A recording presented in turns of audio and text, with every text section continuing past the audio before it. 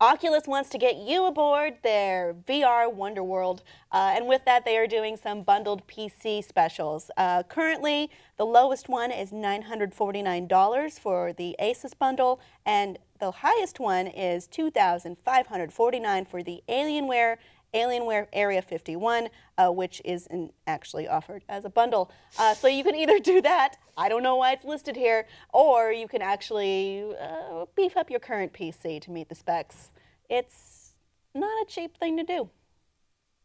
Beefing up your PC or having Oculus? Owning an Oculus. I mean, you gotta remember it's a price point of $600. Yeah, right? It's still sold out though. It's first-round technology, yes, so that's the thing. That's how it happens. Any early adopters, of course, that's always what's going to happen. Think about it, like anything that comes out. PlayStation 3, this happened, I always go back to this, but PlayStation 3, when it first came out, it was $800 to get the backwards compatible one, which I bought. You did? Oh yeah, yeah. I waited till it was like 400. But that, which is still high. But it didn't have the backwards compatibility in it. Yeah. That's why. But like paying for an extra $400 for that, I don't know if it was worth it, but I had to have it. But that's the thing. So when you're an early adopter, yes, you're gonna pay a premium. I personally now am not an early adopter anymore because I think there, especially with a first generation of technology, I think it's going to take a little bit to get the bugs out, work out the kinks, and really see where this is going. Well, I mean, this is also an interesting thing because it's not really, I mean, we look at PlayStation 2, PlayStation 3, PlayStation 4. Those are a line of gaming consoles where you kind of know what you're getting. Right. VR is, or consumer-ready VR rather, is not something that is in every home and is, it's the burgeoning industry.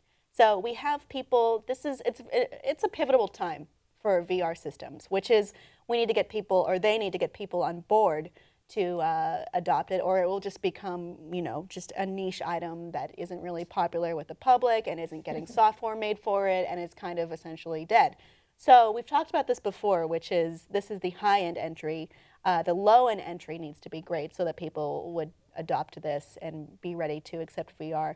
I mean, until I used the Oculus consumer-ready headset, I didn't know what to expect with it, and it is completely different, and it's just not something you realize until you do it. Yeah, because the really fancy, nice one it's crazy, like how fully submerged. And yes, the consumer-ready one is.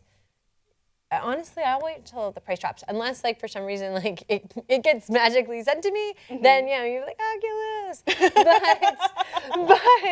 but that's the thing. It's really, I feel like there's in this first generation of VR, and we as a society figuring out whether VR is important to us or not, and really whether that's the next step. It has its place, but there are all those weird. What were they called? Laser discs or something in the 70s? Those things that records. Discs. They were a weird stepping stone technology, and some people got all that, and then. I mean, there's plenty of technologies that went by the wayside, Sony's mini disc, which was kind of between CDs and kind of between MP3s, that era. Right.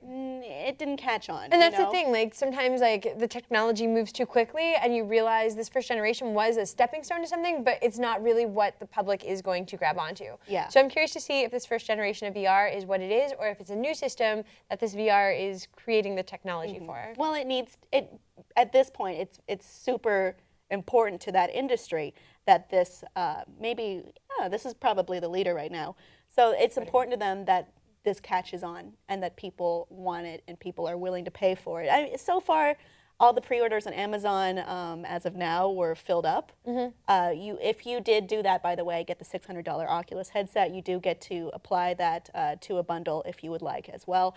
So be sure to check up on that. I don't know if it's going to work out or not. I mean, at this point, it's really interesting for me to watch as an outsider. Yeah, for sure. Is this industry going to take off and be this new entertainment medium? Right. Or is it just going to be something we don't even remember 2 years from now? Or is it the stepping stone to holodecks? Yay! Yay!